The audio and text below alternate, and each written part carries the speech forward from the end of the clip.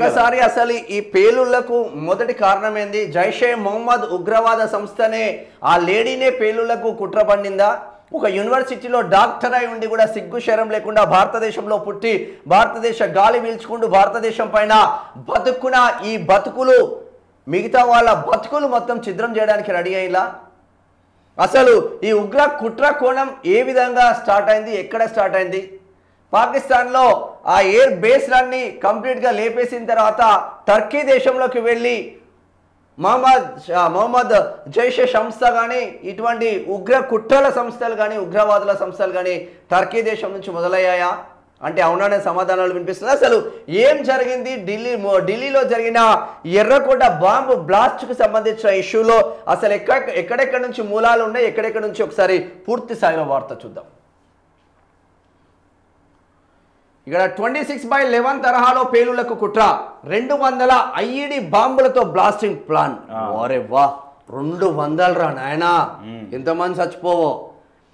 ఎర్రకోట, India gate, Gauri Shankar temple target. ఎర్రకోటను target చేసిండ్రు, India gate target చేసిండ్రు, గౌరీశంకర్ టెంపుల్ లో టార్గెట్ చేసిండ్రు.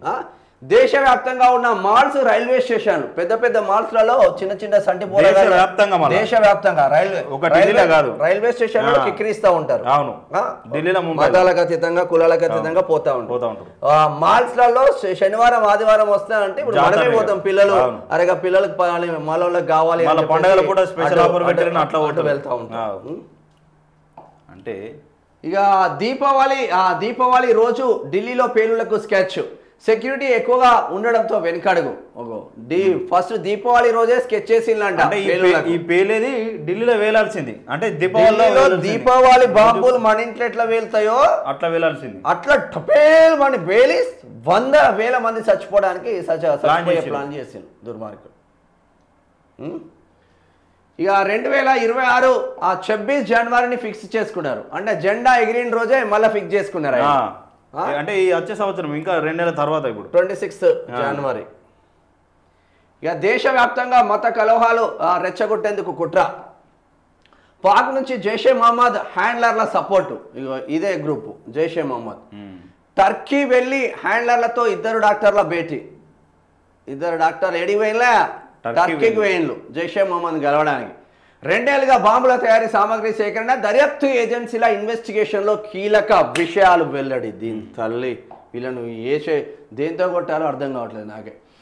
26/11 ముంబై దాడుల తరహాలో ఢిల్లీ వ్యాప్తంగా భారీ పేలుళ్లకు టెర్రరిస్టులు ప్లాన్ చేసినట్టు దర్యాప్తు వర్గాలు వెల్లడించాయి. ఈ దాడుల కోసమే సుమారు 200కు పైగా అత్యంత శక్తివంతమైన ఇంప్రూవైజ్డ్ ఎక్స్ప్లోజివ్ డివైస్లు ఐఈడీలు లేదా బాంబులను సిద్ధం చేసే పనిలో ఉన్నట్లు తెలిపాయి. ఎర్రకోట, India gate, constitution club, Gauri Shankar ఆలయం, ఫరీదాబాద్, గుర్గావ్ సహా దేశవ్యాప్తంగా పలు రైల్వే స్టేషన్లు, షాపింగ్ మాల్స్ వద్ద పేలుళ్లకు పాల్పడాలని టెర్రరిస్టులు కుట్ర పన్నినట్లు వెల్లడించాయి. ఎర్రకోట వద్ద పేలుడు ఘటనపై ముమ్మరంగా దర్యాప్తు కొనసాగుతున్నది. ఇందులో భాగంగానే పలువురు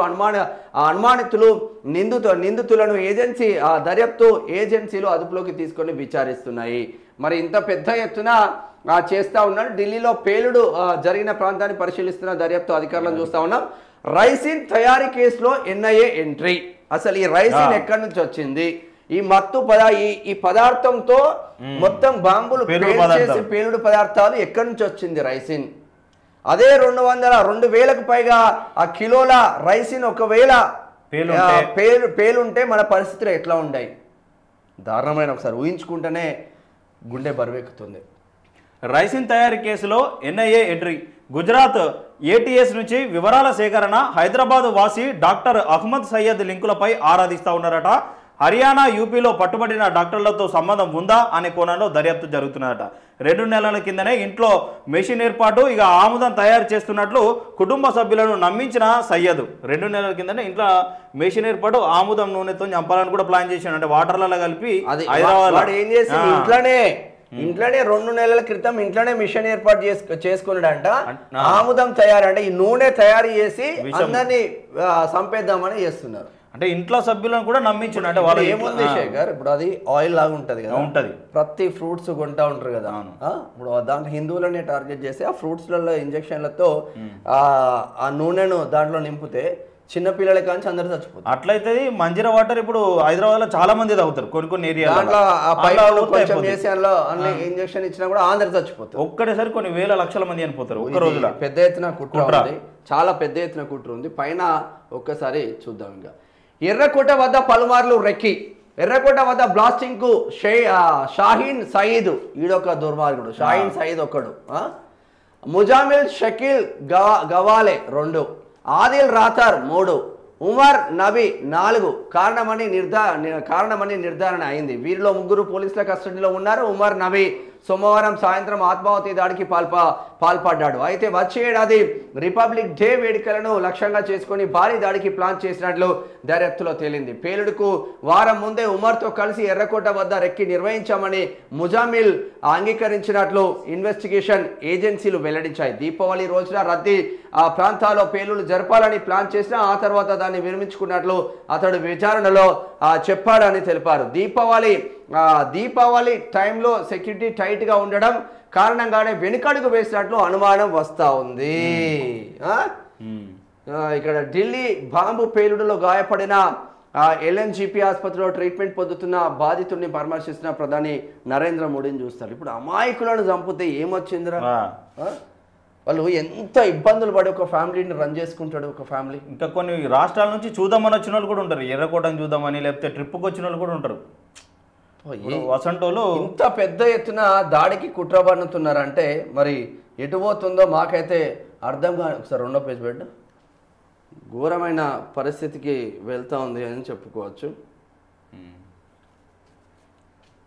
ఇది మొత్తం అదే ఇక అక్కడ పేలుళ్ళ కుట్ర, ఇక్కడ మసీదులో 3 గంటలు. ఎర్రకోట వద్ద ఆత్మాహుతి దాడికి పాల్పడిన డాక్టర్ ఉమర్ నబీ అంతకుముందు మసీదుకు వెళ్ళినట్టు పోలీసులు గుర్తించారు. సోమవారం మధ్యాహ్నం 3:19 ఉమర్ కారును సునేరి మసీదు పార్కింగ్ లాట్లో పార్క్ చేశారు. ఆ తర్వాత రామ్లీలా మైదాన్కు దగ్గరలోని మసీదుకు వెళ్ళాడు. అక్కడ దాదాపు 3 గంటల పాటు ఉన్నాడు. అనంతరం కారును తీసుకొని ఎర్రకోట వైపు వచ్చాడు అని పోలీస్ ఆఫీసర్ ఒకరు తెలిపారు. ఆ 3 గంటలు ఉమర్ ఎక్కడ ఏం చేశారు, ఫరీదాబాద్ లో అరెస్ట్ అయిన తన సహచరుల గురించి తరచూ తెలుసుకున్నాడా, సిగ్నల్ ఫోన్ ద్వారా తన హ్యాండ్లర్లతో టచ్ లో ఉన్నాడా అనే విషయంపై దర్యాప్తు నడుస్తా ఉంది.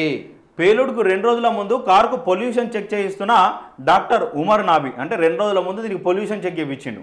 జైషే హ్యాండ్లర్ల కోసమే తుర్కీయో వెళ్ళిన ముజామిల్ ఉమర్. అసలు ఏం జరిగిందో స్టోరీ మొత్తం చూద్దాం. ఢిల్లీ ఎర్రకోట బ్లాస్టింగ్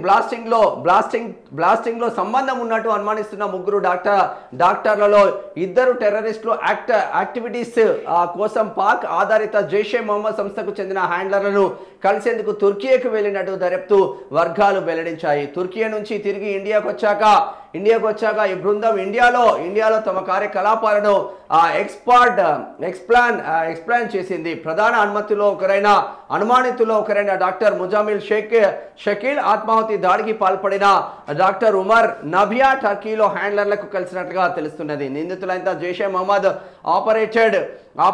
ఆపరేట్ చేస్తున్న ఫర్జాందర్ దారుల్ ఉలూమ్ ఉమర్ బిన్ ఖత్తర్ అనే టెలిగ్రామ్ గ్రూప్ ద్వారా ఉగ్రవాదం వైపు అడుగులు వేసినట్లు దర్యాప్తులో తేలింది. ఈ టెలిగ్రామ్ గ్రూపుల్లో ముందుగా కశ్మీర్ అంశాలపై చర్చ జరిగింది. ఆ తర్వాత అది కాస్త గ్లోబల్ జిహాదీ ప్రతీకారం తీర్చుకునే దిశగా వెళ్ళింది. ఎర్రకోట బ్లాస్ట్ వెనుక 5 లేదా 6 డాక్టర్లు సహా 9 నుంచి 10 మంది సభ్యులు ఉన్నట్లు దర్యాప్తు ఏజెన్సీలు అనుమానిస్తున్నాయి. డాక్టర్ ముజామిల్, ఆదిల్, డాక్టర్ షహీన్ కలిసి దాదాపు 2 ఏళ్ల నుంచి అమోనియం నైట్రేట్ వంటి పేలుడు పదార్థాలను తయారీ సామాగ్రిని సేకరిస్తున్నట్టు తెలుస్తా ఉంది. ఇక ఆలయాలే మసీదులే లక్ష్యం. ఆలయాలు, చర్చిలు, మసీదుల్లోనూ టెర్రరిస్టులు పేలుళ్లకు ప్లాన్ చేశారు. దేశవ్యాప్తంగా మత కలహాలు సృష్టించేందుకు పన్నాగం పన్నినట్లు దర్యాప్తు ఏజెన్సీలు గుర్తించాయి. దీనికోసం ముందుగా ఢిల్లీతో పాటు గుర్గావ్, ఫరాదిబాద్ వంటి హై ప్రొఫైల్ ప్రాంతాలను లక్ష్యంగా చేసుకున్నారు. ఈ పేలుళ్ల కోసం జమ్మూ కాశ్మీర్లోని పుల్వామా, ఇక షోయాన్, అనంతనాగ్ను చెందిన కొందరు ఇక రాడికలైజ్ డాక్టర్లను ఎంచుకున్నారు. వారు వైట్ కలర్ కవర్లో ఉపయోగపడతారని భావించారు. నిందితులంతా డాక్టర్లు కావడంతో ఎవరికీ అనుమానం రాలేదు. ఢిల్లీలోని చాలా ప్రాంతాల్లో వీళ్ళు రెక్కి నిర్వహించారు. సెక్యూరిటీతో పాటు ఎప్పుడు జనాలు ఎక్కువ ఉంటారనే విషయాలు తెలుసుకున్నారు. ఇక దౌజు, ఫతేపూర్, టాగా ప్రాంతాల్లో గదులను అద్దెకు తీసుకున్నారు. అక్కడే బాంబులను తయారు చేయాలని ప్లాన్ చేసిరట. మొత్తానికి ఎర్ర కారులో తిరిగి ఉమర్ రెక్కి ఎర్రకోట వద్ద ఆత్మాహుతి దాడికి పాల్పడిన డాక్టర్ ఉమర్ నబీ మరో కారును కూడా వినియోగించినట్లు పోలీసులు గుర్తించారు. అతడు red Ford EcoSport car DL10 CK0458 లో తిరిగి రెక్కి నిర్వహించినట్లు అనుమానిస్తున్నారు. ఆ కారు డాక్టర్ ఉమర్ నబీ ఆ పేరు మీదనే రిజిస్ట్రేషన్ అయింది. అందులో అడ్రస్ మూసిలాంపూర్ అని ఉంది. అక్కడికి పోలీసులు వెళ్ళి విచారించగా ఆ అడ్రస్ లో ఇమామ్ మహమ్మద్ తసౌర్ అనే వ్యక్తి ఉంటున్నారు. అతడు మదర్సా నడిపిస్తున్నారు. ఇమాం ఫోన్ను పోలీసులు స్వాధీనం చేసుకున్నారు. ఫోర్జరీ డాక్యుమెంట్లను వినియోగించి ఉమర్ ఈ కారును కొనుగోలు చేసినట్లు పోలీసులు అనుమానిస్తున్నారు. కాగా అంతకుముందు ఆ రెడ్ కార్ కోసం సర్చ్ ఆపరేషన్ చేపట్టిన పోలీసులు అది హర్యానా ఫరీదాబాద్ కందావాలి గ్రామంలోని ఫామ్ హౌస్ లో ఉన్నట్టు గుర్తించారు. స్వాధీనం చేసుకున్నారు. ఎన్నో ఏళ్ల నుంచి పెద్ద ప్లాన్ మీద నడుస్తా ఉన్నది వీళ్ళ కుట్ర. వాళ్ళ అనుమానం రాకుండా వీళ్ళందరూ డాక్టర్లు అయిపోయే వరకు ఎటువంటి కెమికల్ తీసుకున్నారని కూడా వీళ్ళు డాక్టర్లే కదా, దీనికన్నా పరిశోధనలు చేస్తున్నారు అని అనుకున్నారు జనాలు. కానీ ఇంత పెద్ద కుట్ర చేస్తున్నారు అనేది తెలియలేదు. ఇగో ఇక్కడ చూడు, వీళ్ళంతా గిన్నెలో చదివి Shekhar Alfalah varsity professor Nisar missing అంట. ఈ యూనివర్సిటీలో చదివింది వాడు మిస్సింగ్ అయ్యింది. ఢిల్లీ ఎర్రకోట పేలుడు దర్యాప్తులో భాగంగా ఫరీదాబాద్ లోని ఆల్ఫలా యూనివర్సిటీపై దర్యాప్తు ఏజెన్సీలు ఫోకస్ చేశాయి. అయితే యూనివర్సిటీలో పనిచేస్తున్న ప్రొఫెసర్ డాక్టర్ నిసార్ ఉల్ హసన్ కొన్ని రోజులుగా కనిపించకుండా పోయారు. గతంలో టెర్రరిస్ట్ ఆర్గనైజేషన్లతో సంబంధాల ఆరోపణల నేపథ్యంలో జమ్మూ కాశ్మీర్ లెఫ్టినెంట్ గవర్నర్ మనోజ్ సిన్హా 2023 నవంబర్లోని సాల్ ఉల్ హసన్ ఉద్యోగం నుంచి తొలగించారు. నిసార్, మీరు ఉద్యోగం చేస్తున్నారా లేదంటే ఉగ్రవాదం కోసమే మీరు ఉద్యోగ శిక్షణ పొందుతున్నారా? మన దేశంలో ఎటుపోతుంది? ఒక రాష్ట్రం ముస్లిం రాష్ట్రం అయితే వాడు ఏమైనా చేసుకోవచ్చా? ఒక రాష్ట్రం సగం భాగం ముస్లిమ్స్ అయితే మొత్తం ఉగ్రవాదం వైపే వెళ్ళొచ్చా? మరి మన దర్యాప్తు సంస్థలు ఏం చేస్తూ ఉన్నారు? ఆ రాష్ట్ర ముఖ్యమంత్రులు ఏం చేస్తూ ఉన్నారు? ఎక్కడా ఉగ్రవాద లింకులు కదిలినా హైదరాబాద్ పాత బస్తీకి పాకుతుంది కదా. ఇక్కడ నుంచి కూడా ఇప్పుడు అలా దరిద్రుడు పోయిండు కదా డాక్టర్ గారు. వీళ్ళంతా ఒక యూనివర్సిటీలో MBBS చదువుకున్న డాక్టర్లు. వీళ్ళని ఎవడు ప్రోత్సహిస్తున్నారు? వీళ్ళకి డబ్బులు ఎక్కడి నుంచి వస్తున్నాయి అంటే జైషే మొహమ్మద్ సంస్థ ప్రోత్సహిస్తుంది. మరి ఇన్నే పుట్టి ఇన్నే చచ్చిండు కదా వీళ్ళ పేరెంట్స్ ఇన్నే పుట్టిండు, వీడి ఇన్నే పుట్టిండు కదా. మరి ఏం రోగం రా అంటే మొత్తం ప్రపంచవ్యాప్తంగా ఇస్లామిక్ దేశాలు కావాలి. భారతదేశం కూడా ఇస్లామిక్ దేశం కావాలి.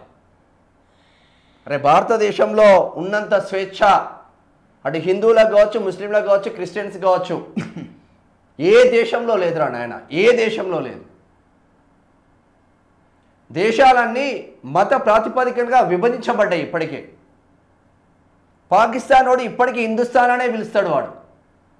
కానీ ఇక్కడ ఉన్న హిందుస్థాన్ వాళ్ళు మాత్రం మన దేశం పైనే కుట్రలు చేస్తూ ఉన్నారు. ఇప్పుడు ఉంటే తాటాకు మీ తాట ఎట్లా పలుకుతాయో మీకు ఇప్పుడు చెప్తారు కేంద్ర సంస్థలే. సో ఇది మొత్తానికి ఇది రేసింగ్ తయారీ కేసులోకి NIA ఎంట్రీ. గుజరాత్ ATS నుంచి వివరాల సేకరణ. సయ్యద్ ఇంట్లో తనిఖీలు. అదొకటి చదువు. రాజేంద్ర నగర్లోని సయ్యద్ ఇంట్లో మంగళవారం అర్ధరాత్రి దాటిన తర్వాత గుజరాత్ ATS పోలీసులు సోదాలు నిర్వహించారు. అడిషనల్ SP స్థాయి ఆధ్వర్యంలో 5 సభ్యుల బృందం సయ్యద్ ఇంటికి వచ్చింది. రాత్రి 2 గంటల నుంచి సుమారు 3 గంటలన్నర వరకు ఈ తనిఖీలు చేసింది. ఈ సోదాలో 3 రకాల లిక్విడ్, కంప్యూటర్, బుక్స్, ఆయిల్ తయారు చేసే మిషన్ సహా పలు డాక్యుమెంట్లను స్వాధీనం చేసుకున్నారు. ఇదే తరహాలో యూపీకి చెందిన నిందితుల ఇంట్లోనూ కూడా సోదాలు నిర్వహించారు. సయ్యద్ సోదరుడు ఒమార్ ఫౌరీకి నోటీసులు ఇచ్చి వెళ్లారు. ఇక సెర్చ్ రిపోర్టు సీజ్ చేసిన అధికారులకు సంబంధించిన స్టేట్మెంట్ కూడా తీసుకున్నారు. ఏం నోటీసులే తీసుకపోయి బొక్కల అంటే సరే వారికి ఇంట్లోకి నోటీసులు ఇచ్చారు. కానీ వాడు ఇంట్లోనే ఈ సయ్యద్ అనేటోడు రాజేంద్ర గారు వాడు ఇంట్లోనే తయారు చేస్తుండు రైసిన్. వాడు చదువుకున్న డాక్టర్ చదువుకు మొత్తం ప్రజల్ని ప్రాణాలను ఎట్లా కాపాడాలనే లేదా వాళ్ళకు. ఈ ముగ్గురికి హిందువుల ప్రాణాలు ఎట్లా తీయాలి, భారతదేశాన్ని ఎట్లా విచ్ఛిన్నం చేయాలనేది ఉన్నది వీళ్ళకు. ఇంత పెద్ద ఎత్తున కుట్ర నిజంగా ఎన్ఐఏ సంస్థలు కనుక ఈ కుట్రను కనిపెట్టకపోతే చాలా పెద్ద ఎత్తున డ్యామేజ్ జరిగింది.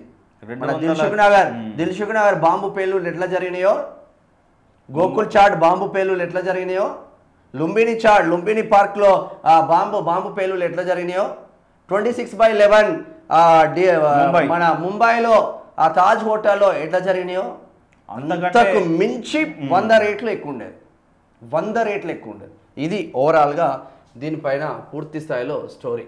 దరిద్రం.